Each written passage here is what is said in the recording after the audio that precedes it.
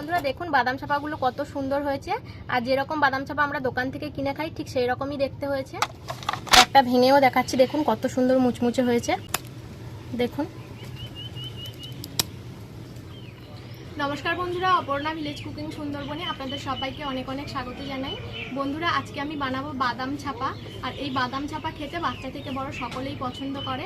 আর বানানো খুবই সহজ, আর বেশি কিছু উপকরণও লাগে না, মাত্র দুটো উপকরণ দিয়ে ঝটপট বানিয়ে ফেলা যায়।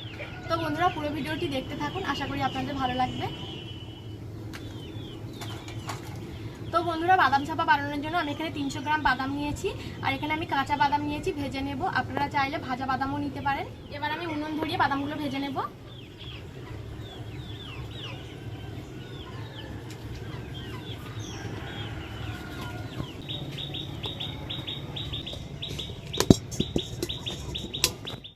উনুন ধরিয়ে কড়া বসিয়ে দিয়েছি, কড়াই এবার বাদামগুলো দিয়ে দেব।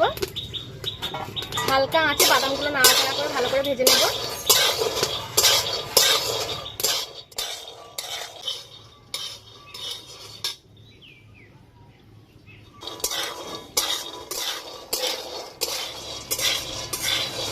তো বন্ধুরা বাদামগুলো ভালো করে ভাজা হয়ে গেছে, এবার বাদামগুলো নামিয়ে ঠান্ডা করে নেব।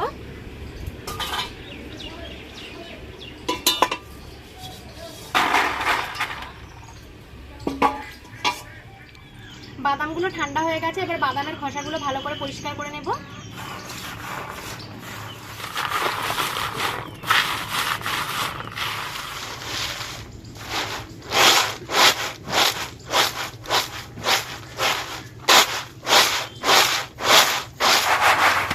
তো বন্ধুরা বাদামের খোসাগুলো ভালো করে পরিষ্কার করে নিয়েছি। এবার এই বাদামের মধ্যে যে বাদামগুলো গোটা আছে সেই বাদামগুলো এভাবে ভেঙে নেব।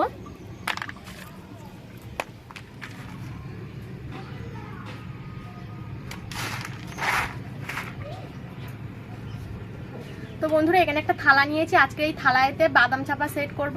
তো এই থালাতে আমি সাদা তেল মাখিয়ে নেব। আর এই কাজটা কিন্তু আগে থেকেই করে রাখতে হবে।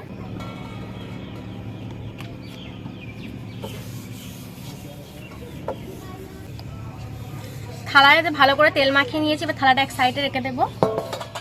আবারও উনুন ধরিয়ে নেব। কড়াই দিয়ে দেবো 1 বাটি চিনি। চিনির ক্যারামেল তৈরি করে নেব। আর ক্যারামেল বানাতে চিনিতে কিন্তু একটুও জল দেওয়া যাবে না। এই সময় উনুনের আঁচটা একটু কমিয়ে রাখতে হবে, তাহলে দেখবেন চিনিটা আস্তে আস্তে গলতে শুরু করবে।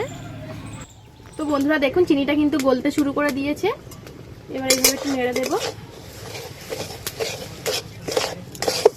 এইভাবে হালকা আঁচে পুরোপুরি চিনিটা গলিয়ে নিতে হবে। চিনিগুলো পুরো গলে গেছে দেখুন। তো চিনির ক্যারামেল রেডি হয়ে গেছে, এবার আমি বাদামগুলো দিয়ে দেব। আর বাদামগুলো দিয়ে অল্প একটু নাড়াচাড়া করেই নামিয়ে নিতে হবে।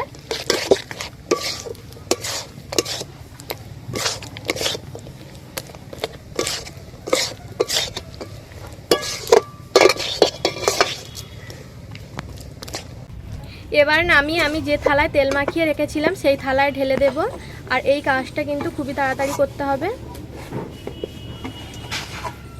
এবার খুন্তি দিয়ে এইভাবে একটু ঠেলিয়ে দেব। এবার একটা রুটি বেলা বেলুন দিয়ে একটু সমান করে নেব। আর অবশ্যই বেলুনিতে একটু তেল লাগিয়ে নিতে হবে।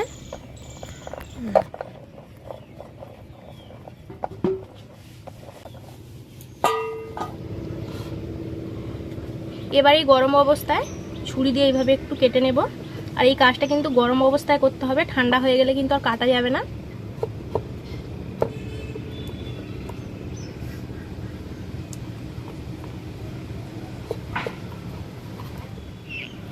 বাদাম চাপা পিস করে কেটে নিয়েছি, এবার ঠান্ডা হওয়া পর্যন্ত অপেক্ষা করব। তো বন্ধুরা বাদাম চাপা ঠান্ডা হয়ে গেছে, এবার থালা থেকে তুলে নেব।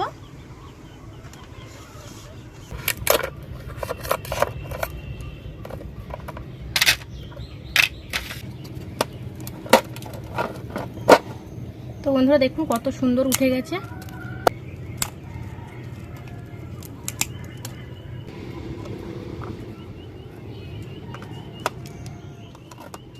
তো বন্ধুরা দেখুন বাদাম চাপাগুলো কত সুন্দর হয়েছে, একদম দোকানের মতো হয়েছে। একটা ভেঙেও দেখাচ্ছি, দেখুন কত সুন্দর মুচমুচে হয়েছে। দেখুন।